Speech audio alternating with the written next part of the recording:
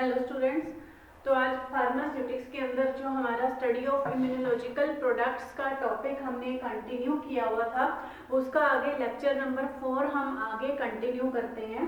जो लास्ट मैंने टॉपिक छोड़ा था वो हमने छोड़ा था टाइप ऑफ वैक्सीन्स पे, जिसके अंदर हमने बैक्टीरियल वैक्सीन्स, वायरल वैक्सीन्स और रेक्टेशियल वैक्सीन्स पढ़ी थी। उसमें से एक टॉपिक हमारा रह गया था जिसमें थी मिक्स्ड वैक्सीन्स। वैक्सीन्स मैंने जैसे आपको बताया भी था, थोड़ा सा रिपीट कर देती हूँ कि वैक्सीन्स क्या थी। कि वैक्सीन्स एक ऐसे प्रोडक्ट हैं, एंटीजेनिक प्रोडक्ट्स हैं which are inserted in the human body और which are inserted to act as a immunity booster. मतलब कि वो प्रोफाइलेक्टिक यूज के लिए होते हैं, they are not for the treatment. वो हमारी बॉडी में किसी भी डिजीज को होने से पहले लिए गए प्रिवेंटिव मेजर्स हैं, जिसके अंदर हमने different bacterial vaccine, viral vaccine पढ़ी थी। और वायरल वैक्सीन के अंदर हमने जो स्मॉल पॉक्स वैक्सीन है उसको कैसे प्रिपेयर किया जाता है उसका मैंने आपको एक जनरल सा मेथड बताया था, और रेक्टेशियल वैक्सीन का एक हमने एग्जांपल किया था। उसके बाद जो नेक्स्ट आगे हम कंटिन्यू करते हैं that is the mixed vaccine.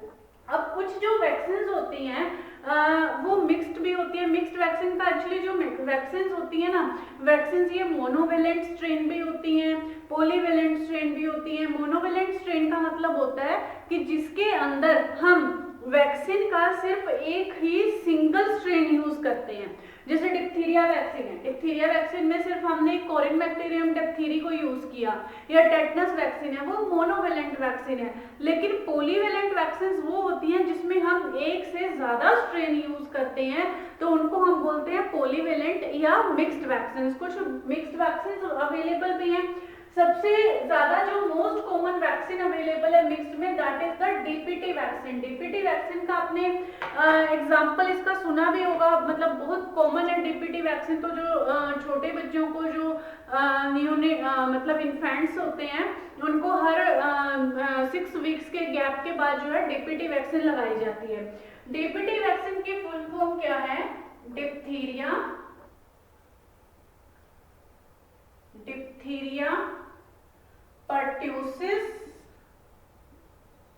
pertussis and tetanus vaccine। Diphtheria, pertussis and tetanus vaccine।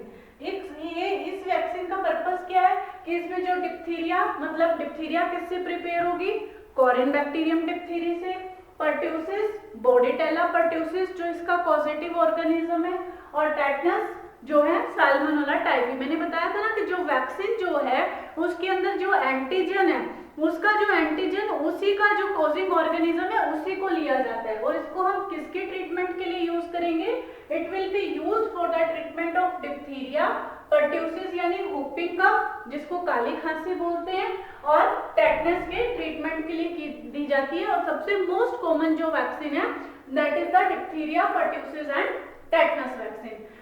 एक वैक्सीन है इसमें डिप्थीरिया और टेटनस वैक्सीन। वही इसके अंदर कौन कौन से स्ट्रेन होगी डिप्थीरिया के अंदर? That is the corynebacterium diphtheriae, corynebacterium डिप्थीरी,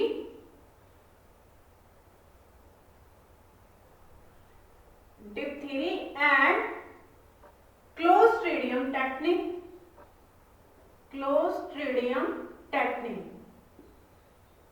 होती किसी टेटनस, टेटनस का पॉजिटिव ऑर्गेनिज्म क्या है? क्लोस्ट्रीडियम टेटनी, और इसका पॉजिटिव ऑर्गेनिज्म क्या है? कोरिन बैक्टीरियम डिप्थीरी।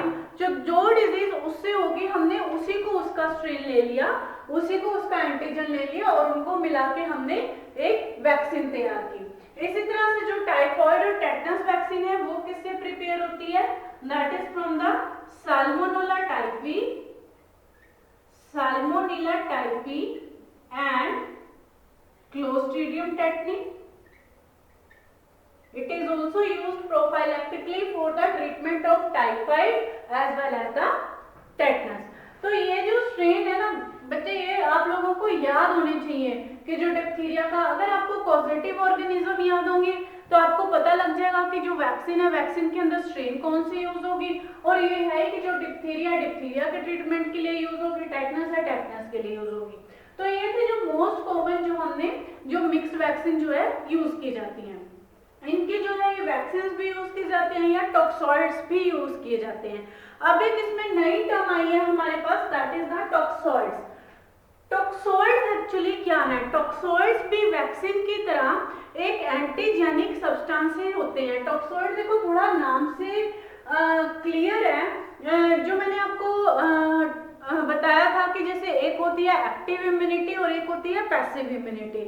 एक्टिव इम्यूनिटी वो होती है जब हम एंटीजेंस को बॉडी के अंदर इंसर्ट करते हैं और वो एंटीजेंस हमारी बॉडी में एज द इम्यूनिटी बूस्टर का काम करते हैं और उसकी वजह से जो हमारी बॉडी में एंटीबॉडीज प्रोड्यूस होंगे, जो इम्यूनिटी प्रोड्यूस होंगे, that is called as the active immunity. इसका मतलब जो ये सारी वैक्सीन हुई, वैक्सीन ने हमें कौन सी इम्यूनिटी प्रोवाइड की?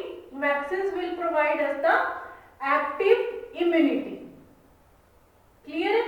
इसी तरह से आपने टॉक्सॉइड्स एंड टॉक्सॉइड्स भी इसमें किस चीज का काम करते हैं? टॉक्सॉइड्स भी एज एंटीजन का काम करते हैं।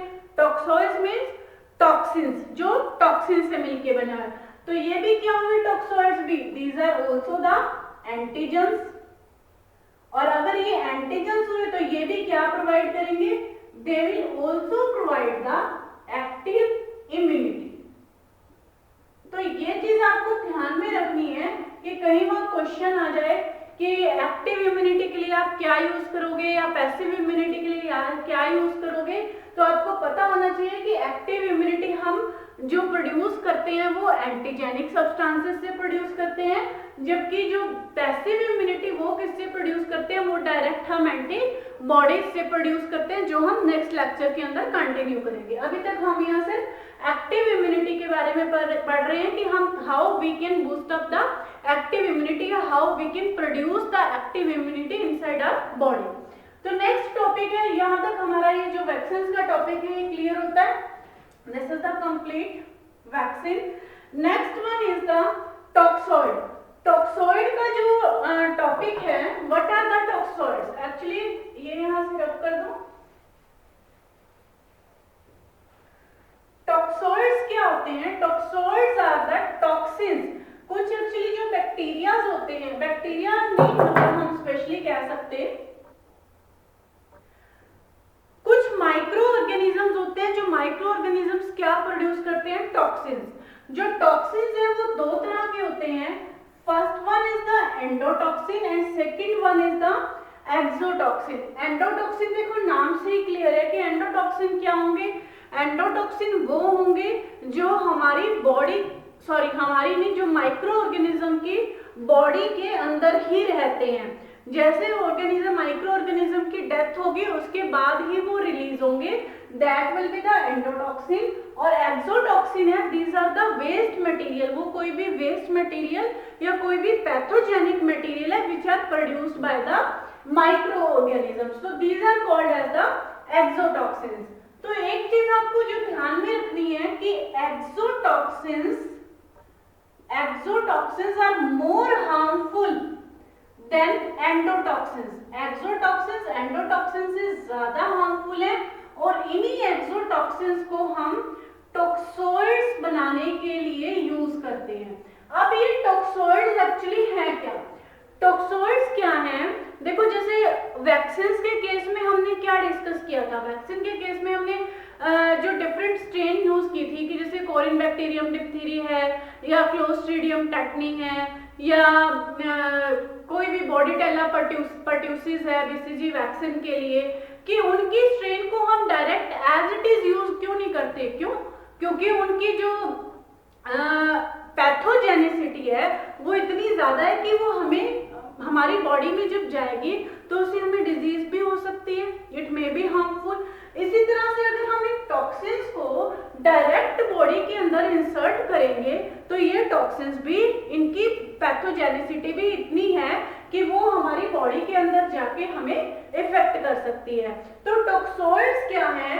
When we will reduce the pathogenicity, जब हम एक्सोटॉक्सिन की पैथोजेनिसिटी वर्ड तो आप लोगों को क्लियर है कि क्या है, कि जब हम एक्सोटॉक्सिन्स की पैथोजेनिसिटी को रिड्यूस कर देते हैं by using some chemicals.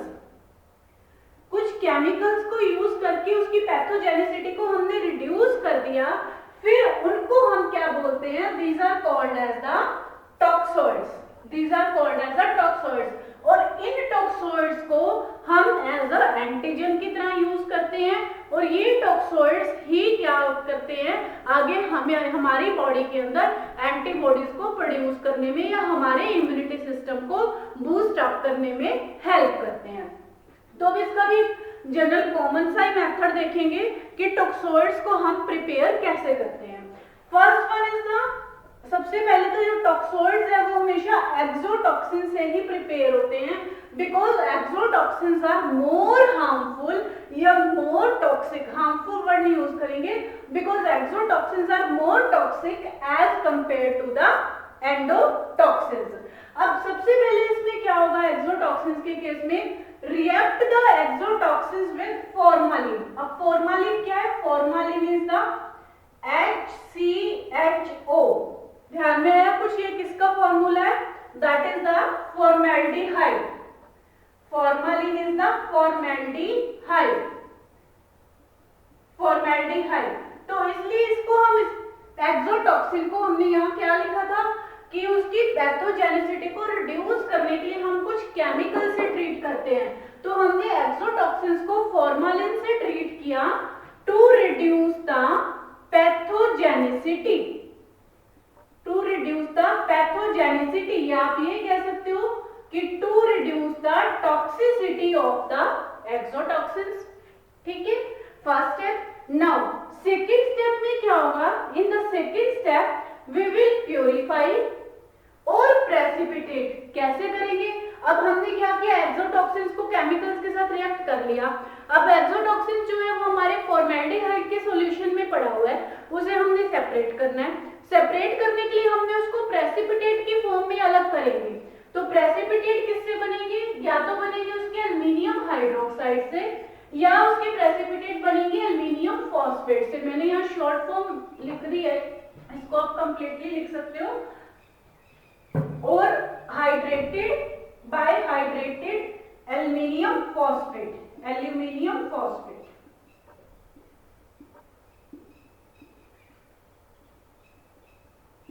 Aluminium phosphate से या एल्युमिनियम हाइड्रोक्साइड से ट्रीट करके हम क्या करेंगे, उसे प्रेसिपिटेट करेंगे। प्रेसिपिटेट करने के बाद we will move on the step 3, we will separate the precipitates. Precipitate को आपने स्ट्रेन करके सेपरेट किया, वॉश किया and suspend in the sterile solution, और आपने उसको एक स्टेराइल सॉल्यूशन के अंदर रख लिया। ये हमारा जो टॉक्सोइड्स को बनाने का एक जनरल मेथड। अब जो हमारे पास टॉक्सोइड्स के लिए जो एग्जांपल्स हैं वो कौन से यूज होते हैं, जैसे फर्स्ट एग्जांपल है जैसे सपोज डिप्थीरिया टॉक्सोइड। अब डिप्थीरिया, इसमें टॉक्सोइड्स और वैक्सीन्स में कोई ज्यादा फर्क नहीं है, टॉक्सोइड्स और वैक्सीन्स में कंफ्यूज होने की भी जरूरत नहीं है।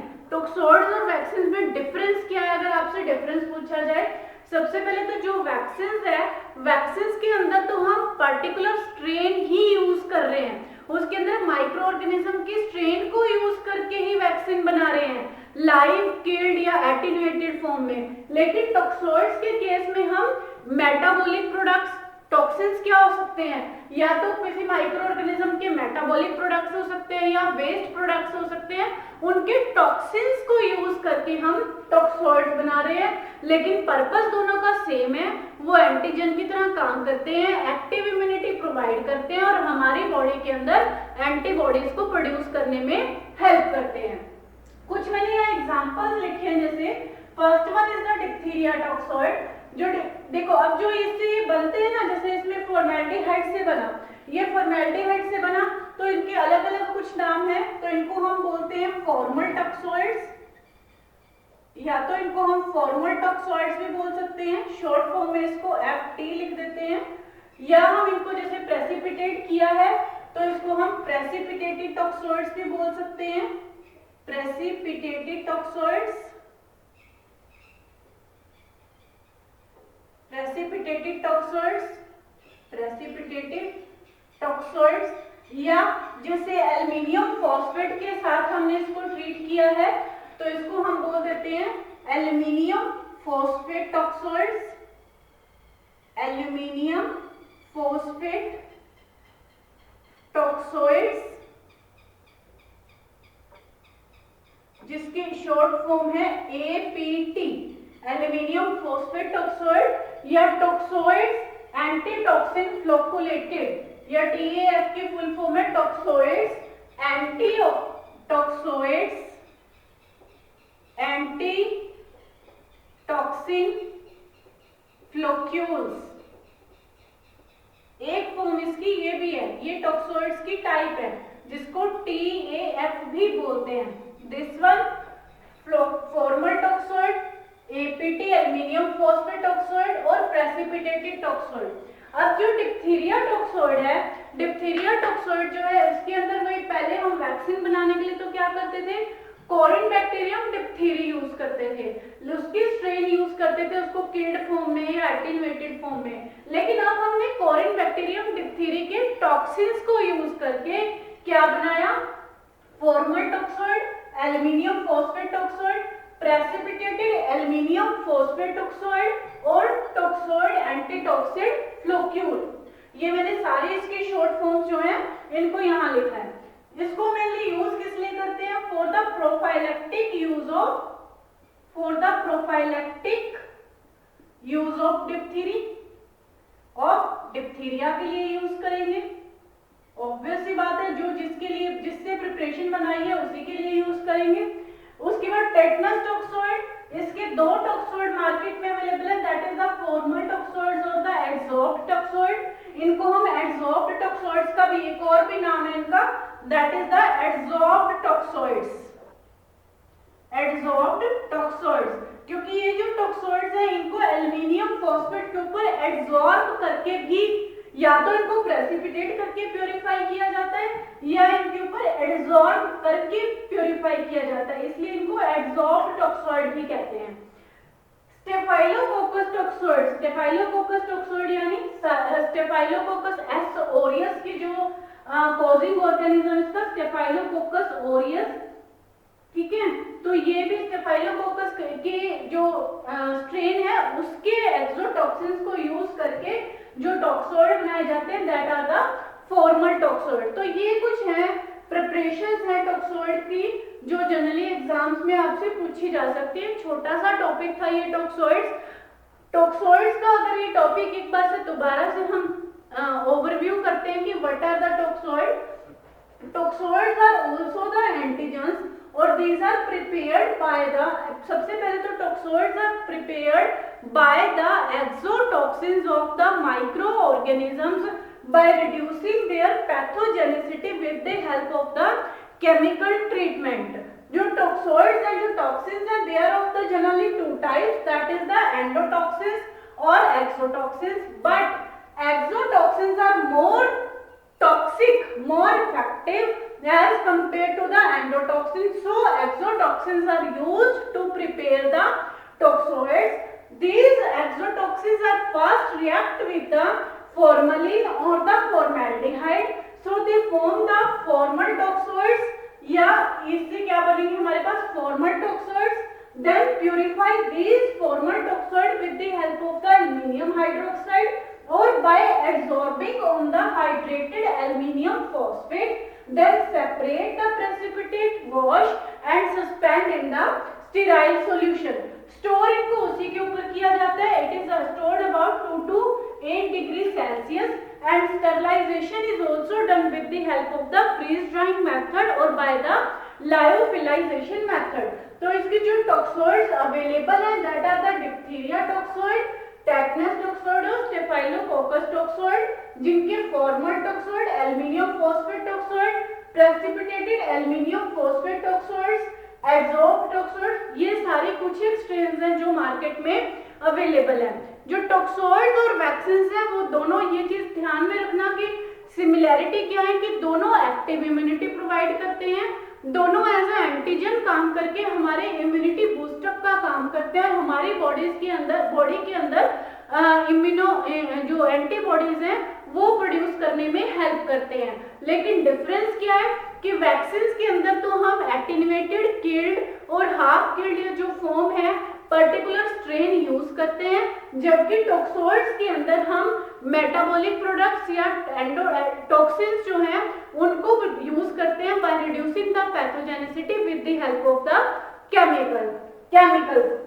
तो ये जो टॉपिक है ये था टॉक्सोइड। अब इनकी जो स्टोरेज कंडीशन क्या है इन इम्यूनोलॉजिकल प्रोडक्ट्स की, जनरली इनको हम 2 to 8 डिग्री सेंटीग्रेड के ऊपर ही स्टोर करते हैं, लेकिन कुछ एक वैक्सीन है, जैसे अगर हम बात करें स्मॉल पॉक्स वैक्सीन की या वायरल वैक्सीन की, स्मॉल पॉक्स वैक्सीन या वायरल वैक्सीन जो होती हैं वो तो हम under the freeze drying condition में या बिलो द मतलब कि फ्रीज 0 डिग्री सेल्सियस हम स्टोर कर सकते हैं, लेकिन जो बैक्टीरियल वैक्सीन होती हैं वो इतनी लो टेम्परेचर पे स्टोर नहीं कर सकते, उस केस में मैकेनिकल डैमेज भी हो सकता है। और जो भी प्रिपरेशंस होती हैं, चाहे वो एंटीजेनिक प्रिपरेशंस हैं चाहे एंटी सीरा प्रिपरेशंस हैं, this all preparations they should be protected from the light sensitive होती है, इसलिए कभी भी लाइट से हमेशा प्रोटेक्ट करनी चाहिए, should be keep in the dark place and always should be keep in the aseptic area and these are always available in the multi dose container, क्योंकि